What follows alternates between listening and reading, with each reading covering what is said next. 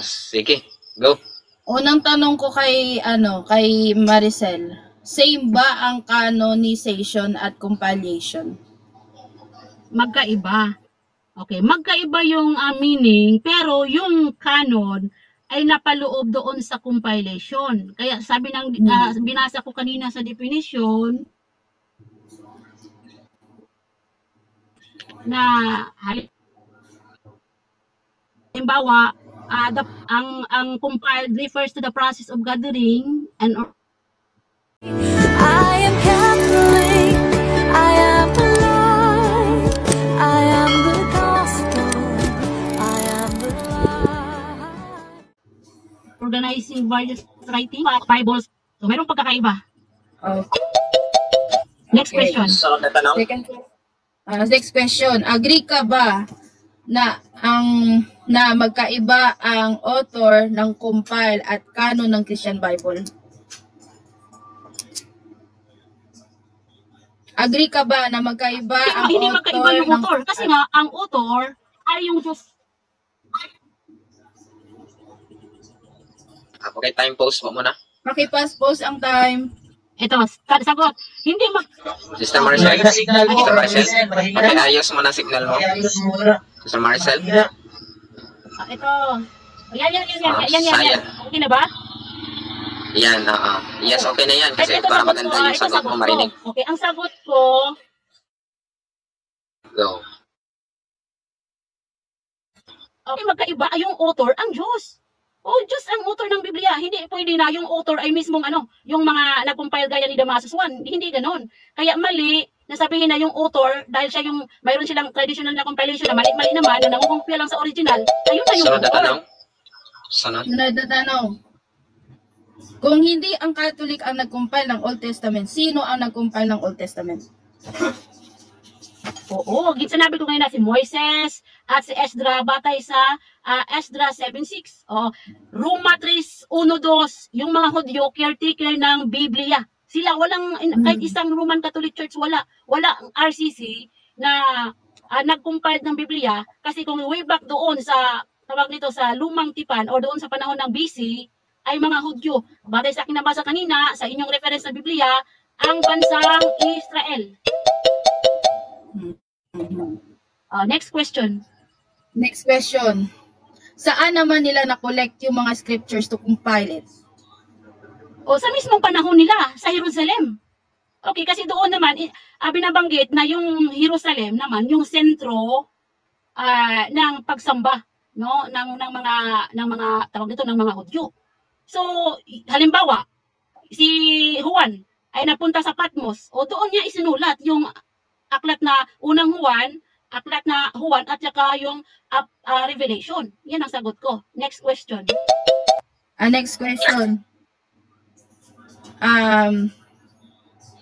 Sino ang unang nagbigay ng pangalan ng Biblia? Okay. Isa na ito, yung word na Bible is English. Ito ay si William Tyndale. Isa yan ha, at saka si Wycliffe, dahil sila yung una na nag-translate sa English. Kasi kung balikan mo yung word na Biblia na English, nanggaling yan sa Greek na Biblios singular. Ngayon, isinalin yan sa Latin na Biblia, ta Biblia. Sa Greek naman ay ta Biblia pa rin as plural. Kaya doon kinuha yung word na Biblia sa English. Talong.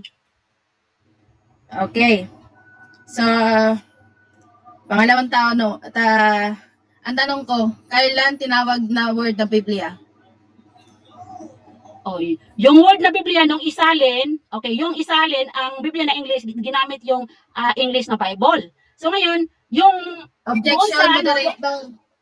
Objection. Moderator's time.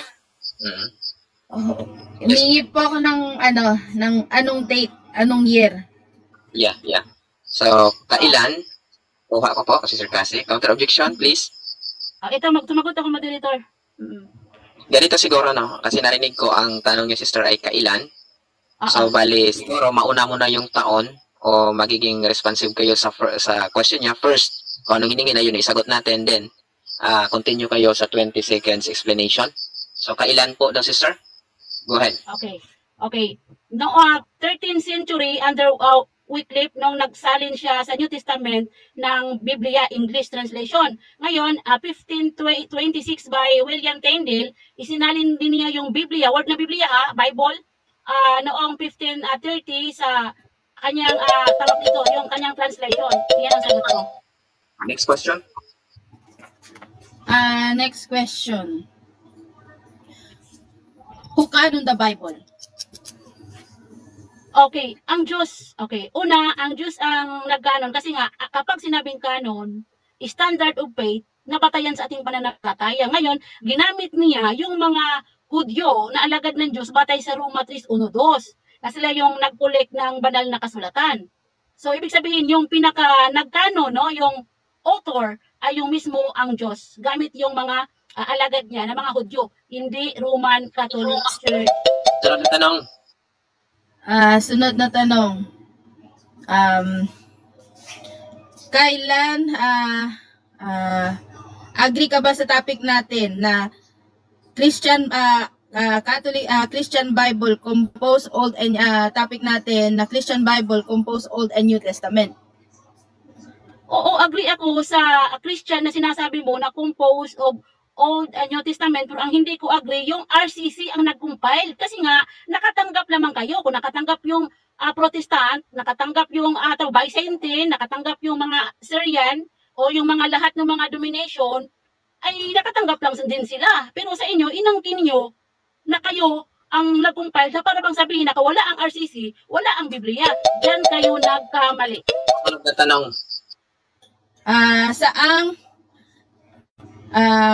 Ang tanong, sino ang nagtawag itong Biblia na the Word of God? Sino? O mismo ang Diyos. Unang Timoteo 2:3, 2 Timoteo 3:16. Oo, 2 Timoteo 3:16. O, yan ang sagot ko. Next question. Sunod na tanong. Lip up ko na. Ready na po Good kayo. evening, everyone. We can unlock the history of compilations of the Bible. 382 under the Pope commemorated 382 AD under Pope Damaso the First, called the Council of Rome to compile of Pakimute lang muna si Catholic para na-distract ako eh. Pastor, pakimute lang muna si We cannot unlock the secret of the Roman Catholic Church, how the Bible compiled the collections of diverse texts, each with their own story and unique journey into the canon. It's the compilations of poem, poetry, history, and the little text, and carefully selected, edited, and arranged the scriptures and guides. These are the codex that used for the compilations of the Bibles.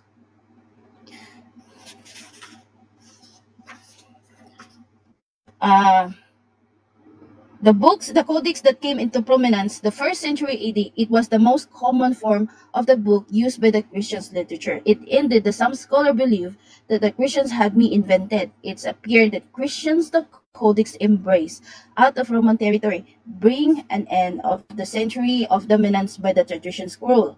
Most of the early Christian texts are preserved in the Codex and Plural Codex. The text is such as codex is said be pure or mixed, according to whether the codex contain exclusively Greek text pure or text commentaries in a Greek, Latin, and Syriac mix. The oldest and the most important dice of the Codex Vaticanus and the 4th century, containing the most of the Bible from Genesis 46 and 28 and Hebrew 9 and 14, except of the Psalms and the Book of Maccabees, which are missing.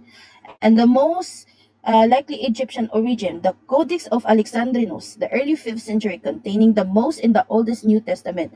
Proportions are missing from the Matthew, John, and 2 Corinthians.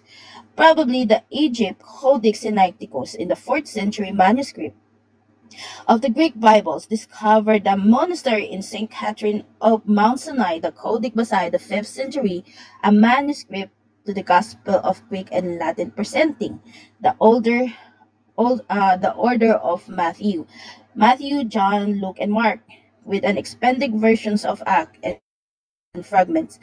of 3 John, the Codex of Ephraim, in the 5th century of the Greek manuscript of the Oldest Testament in the fragment from the name because of the page were be erased, used by 25th century for the collections of the sermon of by Saint Ephraim of Syria. By using the chemical of agents and careful reservations and bringing the Deceptor about the 2/3 of the Origen's books.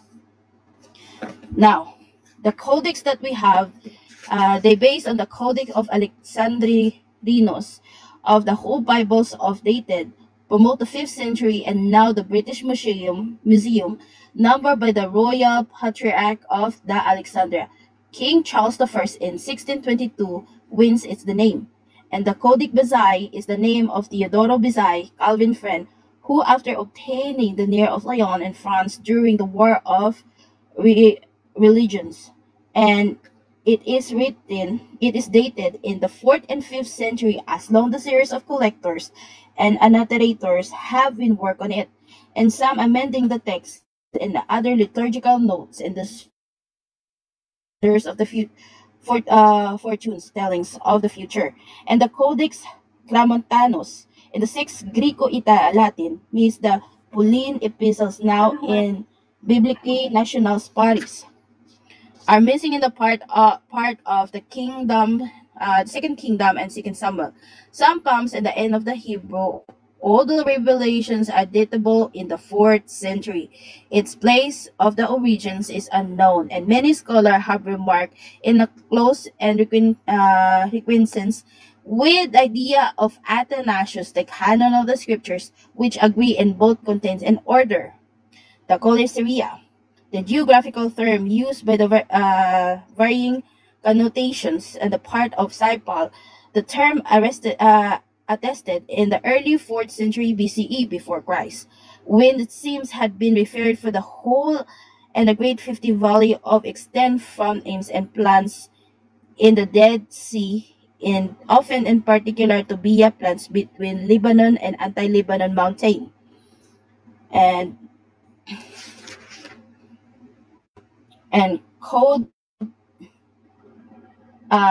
Codex Ibrahim of Syria. Syria is now in the Boulogne National Paris in France and remains of the 5th century. The whole of Bibles is about 20th century. It was broken up to 200 leaves with still survive were erased written in the works of Ephraim in Syria. Codex Sinaiticus of the whole Bible forms at Sinai. Then the St. Petersburg was brought for the British National in 1934. It was contained a part of Genesis, Number, and First Chronicles and Second Ezra, and Poetics Book of Ezra and Tobit. It was discovered by the Distroph apparently and Wastebasket. Wastebasket has been romantically rehearsed and recently found the letter.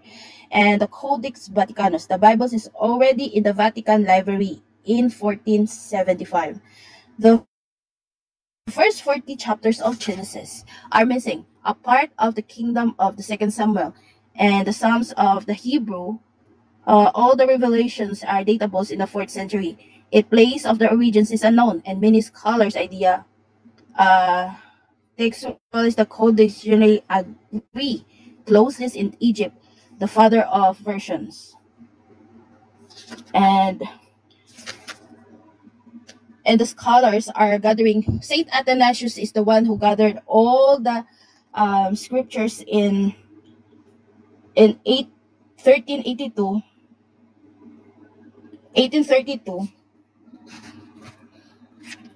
and under Pope Damasu, to gather all the scriptures are scattered around the Christians era. So all the Christian churches, they have their own. We have our own scriptures, and our own letters. So those letters from different churches are gathering in rooms in 1382, and in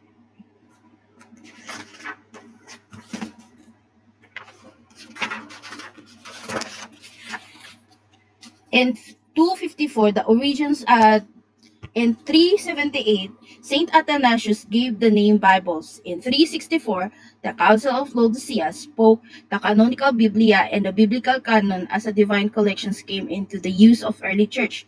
The Christians' writings and the canons of the first century assume, and the canon of the Septuagint, including the Chicham canons, the degree of Pope Damasus I in 382. 393 AD, the Council of Hippo, and 397 and 419, the Council of Carthage.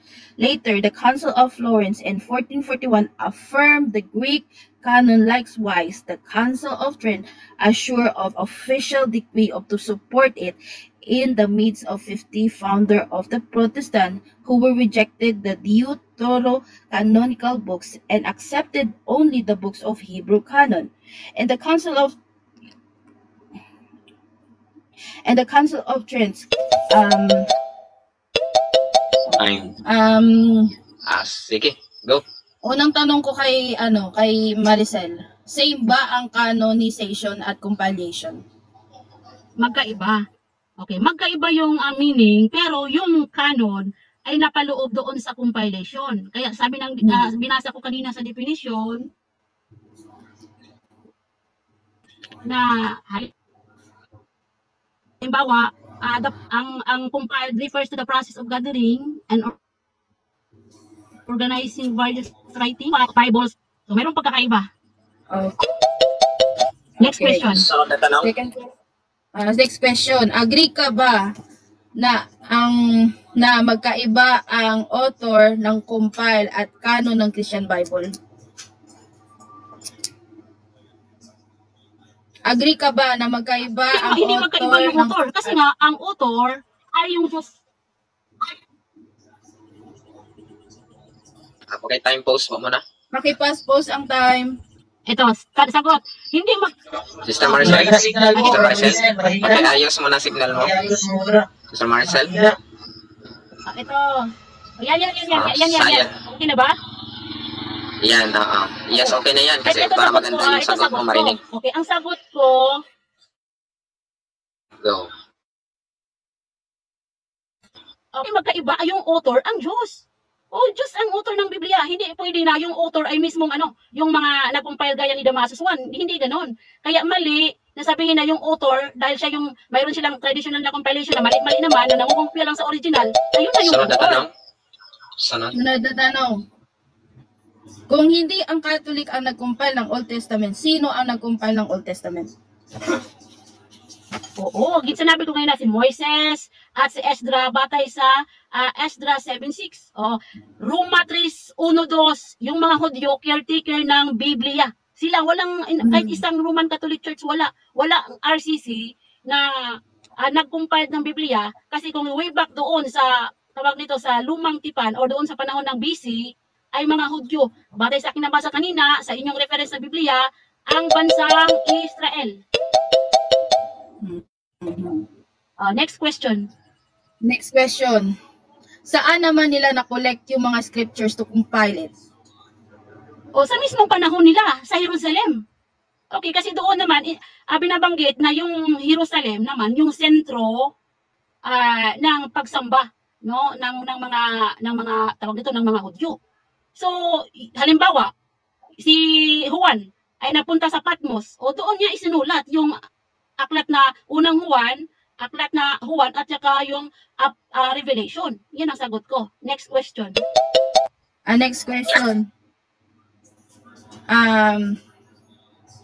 Sino ang unang nagbigay ng pangalan ng Biblia? Okay. Isa na ito, yung word na Bible is English. Ito ay si William Tyndale, isa yan at saka si Wycliffe, dahil sila yung una na nag-translate sa English. Kasi kung balikan mo yung word na Biblia na English, nanggaling yan sa Greek na Biblios, singular. Ngayon, isinalin yan sa Latin na Biblia, ta Biblia. Sa Greek naman ay ta Biblia pa rin as plural. Kaya doon kinuha yung word na Biblia sa English. Okay. So, pangalawang tao, ang tanong ko, kailan tinawag na word na Biblia? Oh, yung word na Biblia nung isalin, okay, yung isalin ang Biblia na English ginamit yung English na Bible. So ngayon, yung Objection, doon sa moderator. Objection. Moderator's time. Oh, humingi po ako ng anong date, anong year. Yeah. So, kailan? Kuha ko po kasi Sir Classic. Counter objection, please. ito magtumagot ako moderator. Ganito siguro, no? Kasi narinig ko ang tanong niya, sister, ay kailan. So, bali, siguro mauna mo na yung taon o magiging responsive kayo sa question niya first. Kung anong hiningi na yun, isagot natin. Then, continue kayo sa 20 seconds explanation. So, kailan po daw, sister? Go ahead. Okay. No, 13th century under Wycliffe nung nagsalin siya sa New Testament ng Biblia English translation. Ngayon, 1526 by William Tyndale, isinalin din niya yung Biblia, word na Biblia Bible, noong 1530 sa kanyang tawag nito, yung kanyang translation. Yan ang sagot ko. Next question. Next question. Who canoned the Bible? Okay, ang Diyos, una, ang Diyos ang nagkanon kasi nga, kapag sinabing kanon, standard of faith, nabatayan sa ating pananampalataya. Ngayon, ginamit niya yung mga Hudyo na alagad ng Diyos batay sa Roma 3:1-2, na sila yung nagkolek ng banal na kasulatan. So, ibig sabihin, yung nagkanon, no, yung author ay yung mismo ang Diyos. Gamit yung mga alagad niya na mga Hudyo, hindi Roman Catholic Church. Sunod na tanong. Sunod na tanong. Kailan agree ka ba sa topic natin na Christian Bible compose Old and topic natin na Christian Bible compose Old and New Testament? Oo, agree ako sa Christian na sinasabi mo na composed of Old and New Testament, pero ang hindi ko agree, yung RCC ang nag-compile. Kasi nga, nakatanggap lamang kayo. Kung nakatanggap yung Protestant, nakatanggap yung Byzantine, nakatanggap yung mga Syrian, o yung mga lahat ng mga domination, ay nakatanggap lang din sila. Pero sa inyo, inangkin nyo na kayo ang nag-compile, para bang sabihin na wala ang RCC, wala ang Biblia. Diyan kayo nagkamali. Sunod na tanong. Ang tanong, sino ang nagtawag itong Biblia na the Word of God? Sino? O mismo ang Diyos. Unang Timoteo 2:3, 2 Timoteo 3:16. O 2 Timoteo 3:16. O yan ang sagot ko. Next question. Sunod na tanong. Lip up ko na. The dogmatic constitution of divine revelations, the Dei Verbum, the Second Vatican Council, the Church has always venerated the divine scriptures. Just venerate the body of the Lord has been always regarded together with the sacred tradition, supreme rules, and faith.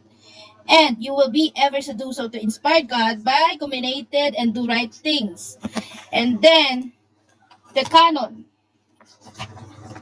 Canon means the word the Greek canon, the rules and the standards of the Hebrew quotes and read, the authentics and the list of inspired recognized. The meaning of the canon comes from the word read or used by the measuring rule. So the word scheme means measuring, then the rule and standard and translate. The origin is the first person to use the term reference the scriptures. And Saint Athanasius, the phrase canonized the book Word Bibles in 373. He is the one who called the Bibles, named the Bibles. In the Episcola Festalis in 687, in the same century of Council of Laodicea, spoke the canonical Biblica canon. The idea of canon is defined the collections came into use by the early churches. It remained in acceptance through the subsequent history and ecclesiastic literature. Now, the Septuagint was the Bible of most early Christians in general. They accept all the books in the scriptures. The Deuterocanonical books were not accepted by Palestinian Judaism. However, through the apparently accepted among Greek and speaking Jew. In the first late century AD, the Jewish historian Flavius Josephus wrote this in 22-part book, a list of corresponds in the Hebrew in a canon in the fourth book. Josephus is united, the judge and the root in Jeremiah and Lamentation. Josephus was the writing of rabbinical Synod of Jamia in 90 AD. It's supposed a form of the Hebrew canon of the 24 books, all through exact proceeding and remain uncertain, and some scholars skeptic that existing of the canon. Now, Christians, in the other hands, embrace the Septuagint, rather the shorter the Palestinian collections, perhaps because the dominance of the Greek as the common language at the Roman Empire in the East. Church of the Apostles did not provide any kind of authoritative statement as to what books mean consulted throughout the New Testament. There are some 250 quotations of the Old Testament writing, and the majority of the agreement of the Greek and the Septuagint. All books of what came from the Hebrew canon quoted expressly except the Isra, Nehemiah, Esther, Ruth, Ecclesiastic, Song of Songs, Obadiah, and Nahum. There are also illusion of Maccabees, Sirach, and Wisdom. Christian writing canon, the first century assumed, and the canon of Septuagint included the Chimcham canon in the 4th century. The degree of Pope Damaso I in 382. The Council of Hippo in 393, the Carthage, and 397 and 419, part of the Greek canon, Tobit and Judith, was also translated. St. Jerome was approved by St. Innocent I in 401 and 417. Later, the Council of Florence, 1441, affirmed the Greek canon. Likewise, the Council of Trent assured an official degree supporting in the midst of 1500s against the founder of the Protestantism, who reject the Deuterocanonical books and accept the book of the Hebrew canon. Now, where it come the Hebrew canon? The Hebrew canon was gathered in Alexandria, Egypt.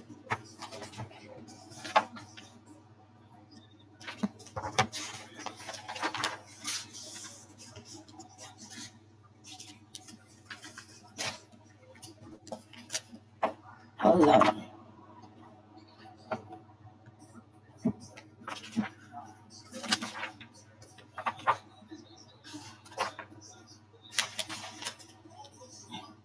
In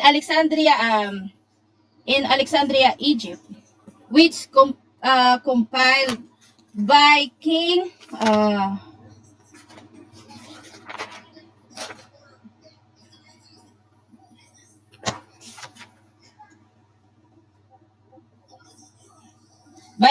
Ibrahim.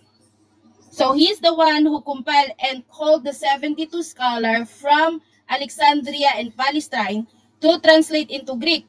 So the first who compiled the Old and the New Testament is the Catholic Church under Pope Damaso I.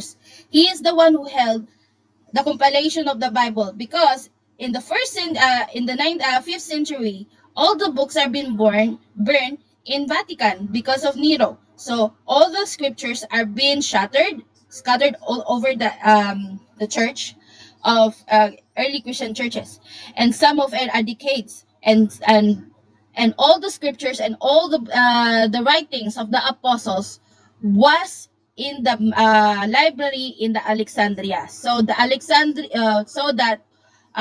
they gathered every scriptures and codex to bring it to the room that Saint Athanasius will translate and compile it and choose what is to be added in the Bible. So it is that's why the one that I told earlier, that the scriptures, the compilations of poem, prophecy, and history, and the letter of text are carefully selected. They are carefully selected to edited and arrange the scriptures and guides.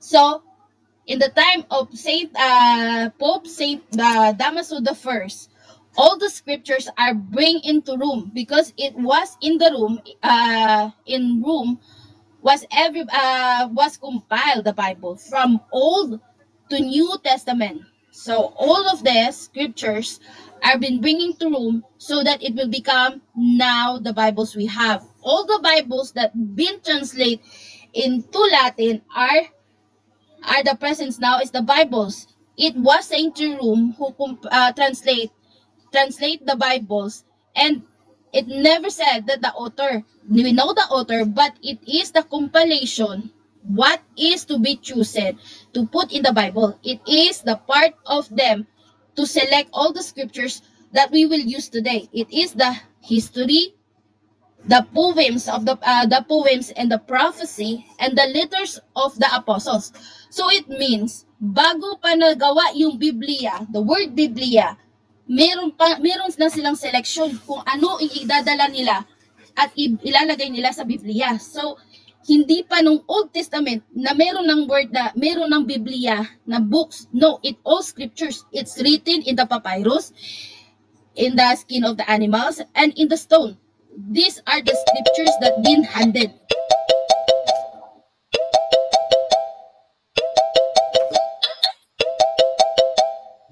Maraming salamat sa iyong rebuttal, Sister Cassie. Brother Paloma.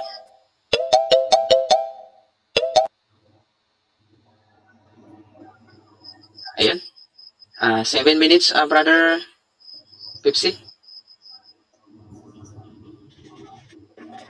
Sister Maricel, handa na po ba kayo, sis?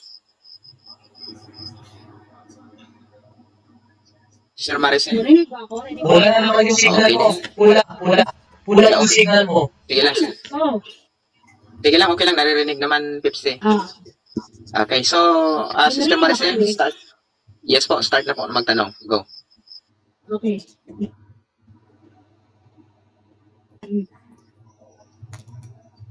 Okay. Go, sister. Yung tanong ko ay, Sister Maricel. sinabi mo kanina,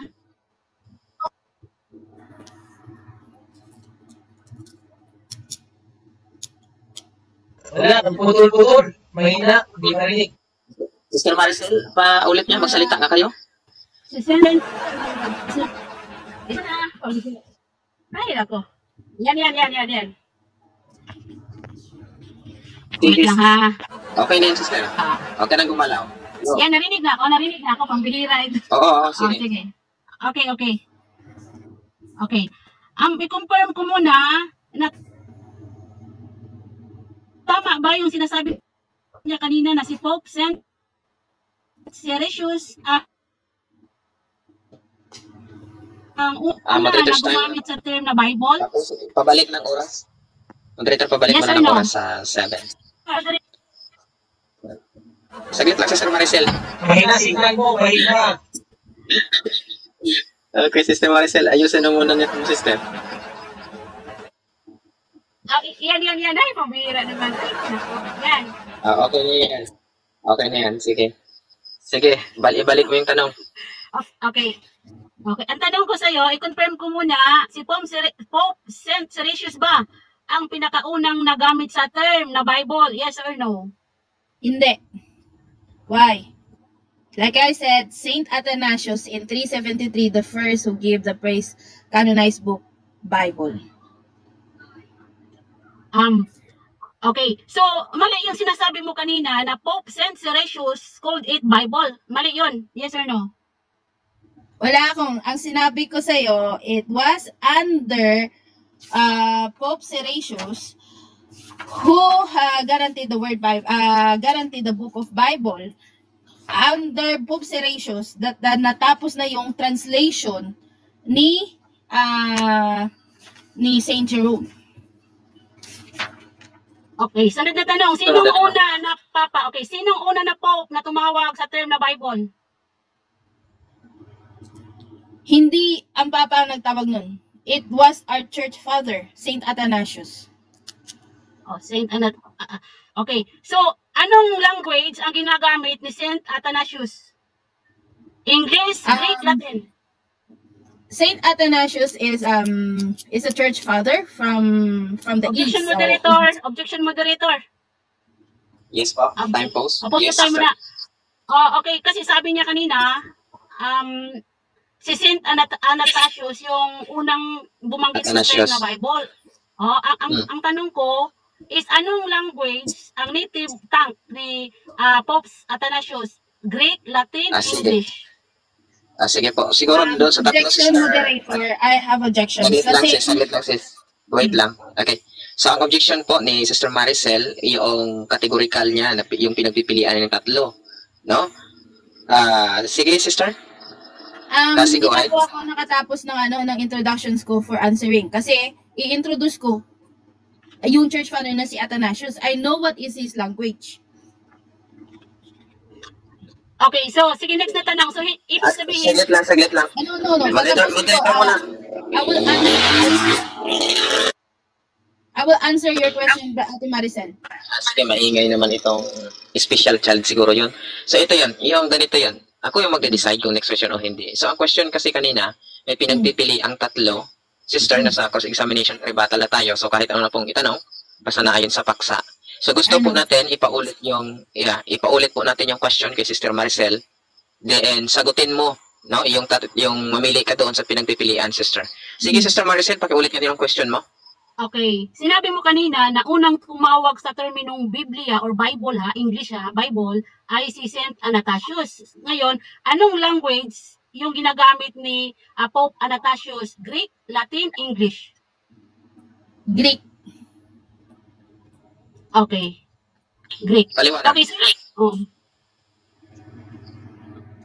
next question na ba ako? Paliwanag, Sister Cassie. May time pa Yeah. kayo.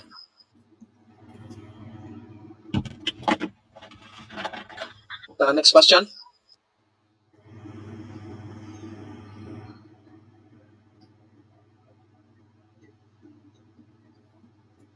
Sister Maricel, proceed. Okay, sunod na tanong. Ang word na Bible na batay sa paksa natin, English or Greek? Ang word na Bible is English, pero if you base on the originals Greek is Biblia. Biblia. So kasi ang Bible is written in Greek. Remember that. It's written in Greek. Okay, so So tawag nun is Biblia. okay. Kailan tinatawag yung Bible na Biblia sa Greek? Kailan? Ano? Pause na tayo muna, moderator. Naubos yung oras ko.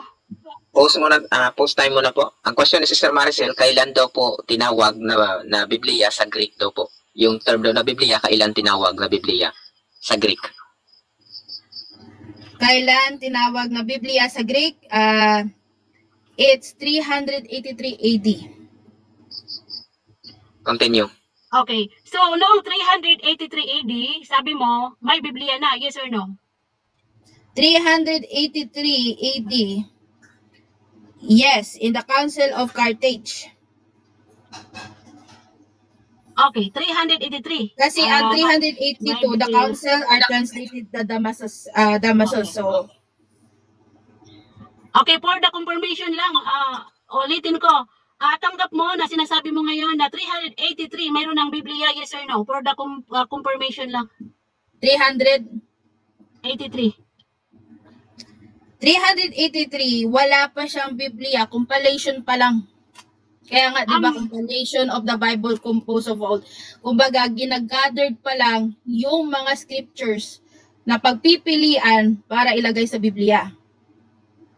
Okay, so ibig sabihin, mali yung sinasabi mo kanina na 883 may Biblia na kasi tinatanong kita, yung Greek, kailan Biblical canon. ginamit yung Biblia? Sabi mo. It was authoritative biblical canon. Biblical canon. So, nagko-collect sila ng ilalagay sa Biblia. Biblical ang canon ang tawag doon. Okay, so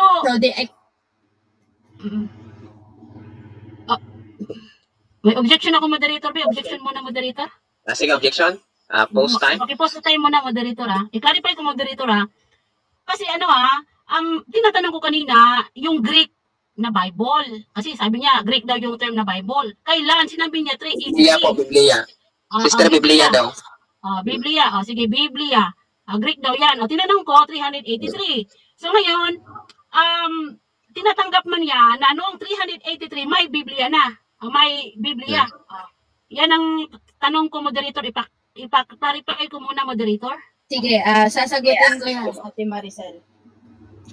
Tinawag pa lang yan Biblia, pero it doesn't mean na form na siya as a book, as a Bible. Iba yung compilation ng canonized ng Bible at ginawa na siyang libro na Biblia. So, kumbaga, Next question tayo. Okay. So, next question ko, ito bang, tawag nito, yung unang Biblia na sinasabi mo kanina na Gutenberg Bible, yung sinasabi mo, hindi mo na ba ito babaguhin na ito yung pinakaunang labas ng Biblia ng Roman Catholic Church? objection, moderator. Yes, sister. Ang topic po namin ay compilation ng Bible, hindi po yung na-release na po na Bible. Sige.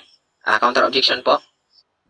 O counter ko, moderator. Kaya nga ang taksa namin is compiled. So kapag sinabing compiled, nag-exist na yan. O ngayon, bakit niya kumbaga i-deny niya yung tanong ko, ay sinagot naman niya kanina, kinaklarify ko lang ulit, kung yung bang Biblia na compiled, sabi kasi niya kanina, una yung Biblia na compiled, yung Gutenberg na yung German. Diba? So Sige dapat po. i-confirm ko. Sige po. O sagutin niya, bakit yung tanong? Okay na, moderator's time muna. Ganito guys, ang pagsako natin ay yung compilation. No?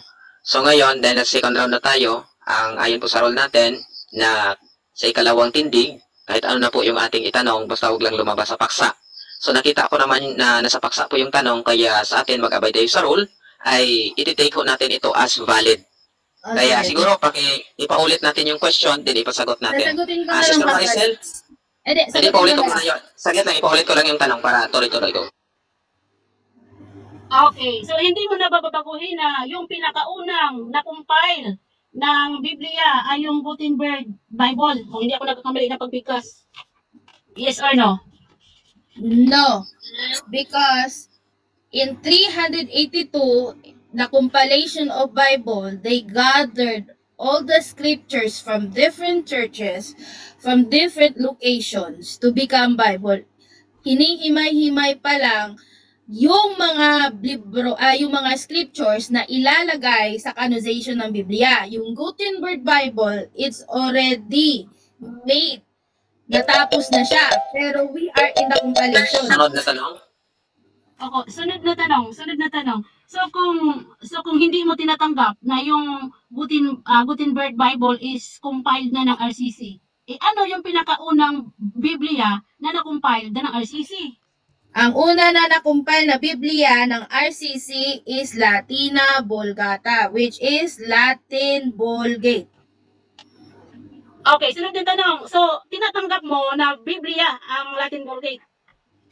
Yes, that Okay. is the first translation, the first release, translation. Natapos na ang pagta-translate at pag-gather ng mga scriptures that time na ilalagay sa Biblia. Kumbaga, na-translate na ni St. Jerome into Latin. Ang Gutenberg na sinasabi mo, yang unang naprinta. Pero ang unang Biblia na meron ang Catholic Church na translate is Latina Vulgata.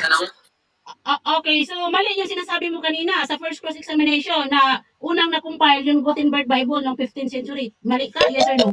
No, hindi ako nagkamali. Why? Ang magkaiba yung naprinta at magkaiba yung natapos na. So, yung unang natapos na Biblia na na-translate ni St. Jerome is Latina Vulgata. Tapos, ang unang nagprinta na bansa or ng teritoryo ng Roman Catholic Church ay ang Germany. Unang printa yan na, unang printed na Biblia. Magkaiba yung printed. Time na po. Ang tanong ko, may Biblia na ba sa sa first century? Yes, mayroon batay sa catechism book ninyo, na aking binasa, page 268, 269, na buo na ang Biblia. Kasi nga, tinatanggap nila yung Old Testament na ginagamit noong bandang natatag yung yung Mateo 16:18 ay ginagamit niya ng mga alagad. So ngayon nagsulat sila ng pasulat ang Diyos. So noong 100 AD na sinulat ni Juan, case closed na. Sunod na tanong. Sunod na tanong, sino ang gumawa ng Biblia noong 1st century? Okay. Actually, ang nag-create ng Biblia ay ang Diyos. O, siya yung nagpagawa ng Biblia eh. Pero mayroon siyang ginamit. So, ano yung mga ginamit niya? Siyempre, tao ang ginamit niya. Kasi nga, espiritu ang Diyos. Alam nga naman yung Diyos ang, tawag nito, yung magsulat sa lahat ng, nagsulat ng mula Genesis at saka doon sa Revelation. Katunayan, yung Torah, yung Ten Commandments, siya ang nagsulat. Oo, yan, nagsulat siya. Pero nung kalaunan, ay yung tao na yung nagsulat. Kaya mayroon pong Biblia talaga. O, yan ang sagot ko. So, Sunod na tanong. sino yung mga taong ginamit ng Diyos para i-compile yung mga Biblia in the 1st century? Oh, batay sa idioms, page 3, mga apostol. O, halimbawa, si Juan, Apostol Juan. O, at mga followers, halimbawa, sinong mga followers? O, si Marcos, ang nagsulat sa Marcos. Si Lucas. O, yan, yan. Kung kung isali natin yung Old Testament, o, si Isdra. Yan ang mga ginamit ng Diyos. Roma 3:1. Mga Hudyo, yung mga caretaker ng Biblia. Hindi talaga RCC. Kasi nga, nagkaroon lang sila ng tradition na canon noong 300 years Sunod na na. tanong. Sunod na Sunod tanong. na tanong. Kanina, ang author ay ang Diyos. Ang compilation, ito ang tanong ko. Kailan bumaba ulit ang Diyos upang i-compile niya ito? Hindi siya kailangan bumaba. Okay, hindi siya kailangan bumaba kasi nga ang makapangyarihan ng Diyos, no? Genesis 17:1. Makapangyarihan ang Diyos, makapangyarihan sa lahat. So, gumamit siya ng tao para i-compile ang Biblia. Sinabi ko na kanina, Roma 3:1, na yung mga Hudyo ay caretaker ng Biblia. Tapos yung mga aklat ng mga theologians ninyo, sinasabi na nakumpal din talaga ang Biblia, panahon pa ng First Century. Sunod na tanong po. Ang tanong, sunod na tanong. Kung hindi ang RCC ang nag-compile ng Biblia, sino ang nag-compile ng Biblia? Yes, ang mga apostol nga. Apostles, batay sa Idioms, page 3. May imprimatur ito ng mga pare, approval ni Held-Obstat. Oo. Si theologians Duan Ben Juan. At saka yung catechism book ninyo kanina. At itong mismong Biblia na ginamit ko kanina, itong Biblia ng Sambayang Pilipino, Katolikong edisyon. O verbatim na hindi talaga RCC, wala RCC. Absent yung RCC. Ang mayroon, yung mga alagad ng Diyos ng first century. Sunod na tanong. Sunod na tanong. May Biblia ng time ng apostol. Ano yung Biblia, anong ang pangalan ng Biblia na napilinta ng mga apostol at the time in the 1st century? Mismo, term na Biblia mismo. Kasi nga, mismong Biblia. Mismong Biblia talaga. Ginamit ko kanina yung ginamit ni, tawag dito, ni Talibong. Yung, yun ba yun? Yung 4:13. Sa Greek ta Biblia. Sa Timoteo. Ginamit na yun. Yung ngayon ay mga version lang yan. Translation, version. Magkaiba yung original dati na, tawag dito, yung Greek. Ang ginamit ngayon, ang pagkakaiba is version. Mayroong English, mayroong Bisaya, mayroong Filipino. Ginamit mo Tagalog, yung okay. libro ng RCC. So it means, sunod na tanong, naniniwala ka na RCC ang nag-compile ng Biblia? Kasi gamit mo libro ng RCC. Hindi. Hindi ako naniniwala na ang nag-compile ang RCC. Ang pinaniniwalaan ko, yung sulat mismo nila na hindi RCC ang nag-compile ng Biblia. Kasi nga, yung mga aklat ng mga theologians ng mga RCC, hindi ko naman sinasabi na mali lahat yon. Mayroong tama. Ano ang tama? Yung sinabi na mga apostol yung nag-compile ng Biblia, hindi RCC. Kasi nga, yung RCC 300 years pa na mayroon silang polls na pakukumpile. Sunod na tanong. Ebidensya na Hudyo ang may hawak na tinatawag na Biblia's compilation. Yun ang mismo aklat ninyo. Babasahin ko nga ito. Ito, aklat. Biblia ng Sambayang Pilipino. Ang sabi dito, ang mga responsable sa reliyon ng Israel ang tumatanggap, pumili at kumilala sa mga librong ito ay ibinilang sa banal na kasulatan. Mismo itong ano nyo, Biblia mismo. Biblia ng Sambayan ng Pilipino. Bumili ka nito, bumili ka para mabasa mo ito. Yan ang sagot ko. Sunod na tanong. Sunod na tanong, gamit mo yung Biblia ng Katoliko. So, ang ibig sabihin niya na lahat ng nakasulat na sa Biblia ay Katoliko ang gumawa. Yung version lang ang sinasabi ko. Hindi kayo gumawa sa in general na original na Biblia. Sinabi ko nga apostol, ang ginamit ko ngayon ay version. Tama naman na mayroon kayong version kasi nga nagsasalin din yung Roman Catholic. Kami rin, nagsasalin kami yung New World Translation. Yung namang iba, nagsasalin din yung King James Version, New International Version, marami, MBB, ADV 1905. Hindi naman RCC yan eh. Time na po. Ayun, maraming salamat sa inyong dalawa. Natapos na po ang nasa rebuttal stand o pangalawa ninyong teaching. Shoutout muna tayo. So, yun naman. Shoutout muna tayo, Mr. Robian, bago ang Happy conclusion. birthday, Bro Labashi. Yes. Happy birthday daw kay Kuya Labashi. Shout out sa ating 59 live viewers. Mga kapatid kong Katoliko, naman, bigay naman kayo ng coins kay Maricel at Destroyer. Yes, at sino ba? Shout out din sa ating kaibigan dyan, kay Brother Hamskeray. Ayan, at sa ating siyam na participants dito sa taas, kay Brother Rudy. Ayan. Salamat brother. Ayun, thank you. Okay, ready? I-pamute mo na, brother. Utang mo na talaga. Sige. Si Duterte pala ito, Ati Catholic, Macy, Reden, at saka sa iba pa po. At pababa mo na si Tatay Rudy Duterte. Ayan po. Ayan, so ayun. Dadako na tayo sa ating dadako na tayo sa ating conclusion. Traditional pa rin yung ating pamaraan dito. Ang nauna ay siyang mahuli at ang mahuli ay siyang mauuna. So dahil ang ating affirmative ay Sister Cassie, ibigay na po natin ang 5 minuto para sa ating negative kay Sister Maricel. Sister Maricel, meron na pong 5 minuto, sister, sa pag-conclusion. Okay, so dito sa aking conclusion, malinaw na basag ang kanyang presentation. Okay, so hindi niya gamay yung kanyang presentation, no? Sinali pa yung mga codex, yung mga 3 codex kanina. Maraming mga manuscript na kanyang isinali. Pero nung tinanong natin kung yun ba ay compile, sabi niya oo, no? Oo daw. So ngayon, nung tinanong naman natin sa cross-examination, yung mga codex ay kasi nga ang compiled na ay yung Latin Vulgate. So yun namang tawag dito Gutenberg Bible. Ang hirap na mabigkasin ito. Ito yung tawag nito yung Gutenberg Bible. Noong July 1456, basahin ko. On this day, 24 of August, 1456, Johannes Gutenberg finished making the first book in the Europe using movable type.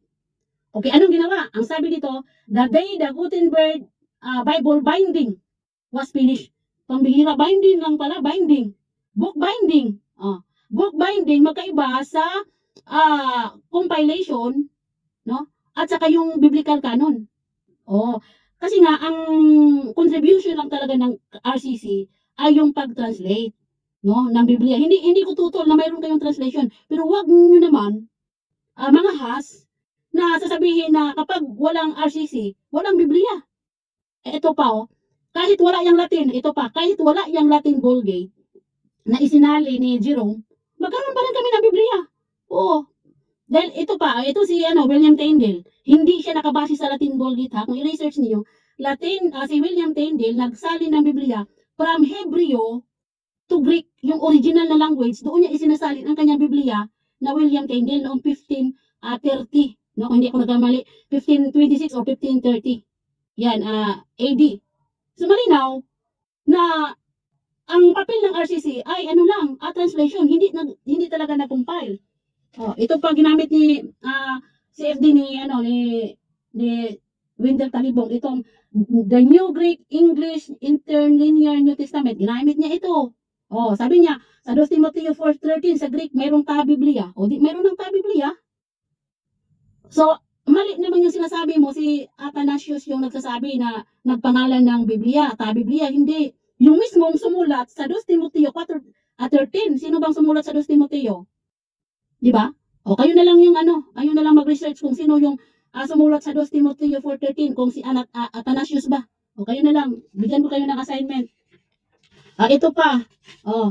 Kanina binasa ko to. The Popular Handbook Archaeology of the Bible, Joseph M. Holden, Norman Geisler. Ang sabi niya, the canon of the New Testament by implication from the factors that it should be viewed as close. It is reasonable view that the New Testament canon was complete by the 1st century AD, by which time all the apostles had died. Namatay yung mga apostol.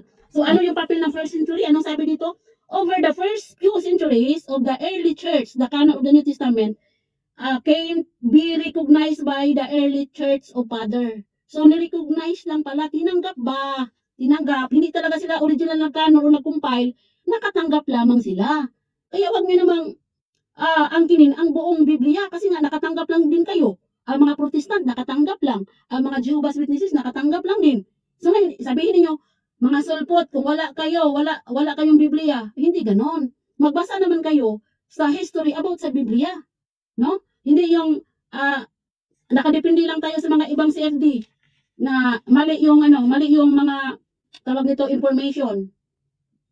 Okay, so sabi ni David W. Daniels, did the Catholic Church give us the Bible? So ang sabi no, page 29. Ang sabi dito, by 100 AD the whole Bible was finished. Hanggang dito na lang. Salamat. Maraming salamat no kay Sister Maricel. Yun naman ay bibigyan din natin ng 5 minuto para kay Sister Cassie. Sister Cassie, handa na po ba kayo, sis? Nakamute kayo, ha? Salamat, Pastor Dino. Alam naman natin na good sport Ate Maricel. Alam naman natin sa Ate Maricel, ginagamit niya yung mga reference ng Biblia ng mga Katoliko, which is, Katoliko, I've proven that Catholic is the one who compiled the Bible. Hindi dito ibinibase kung kailan na-print. Ito yung mga compilation na binasa ko based on my research. This is the old manuscript. This is the old manuscript kung saan kinumpile ni kinumpile ng Catholic Church na tinranslate ni Saint Jerome. This is Zordevan Victorian Encyclopedia. Yan.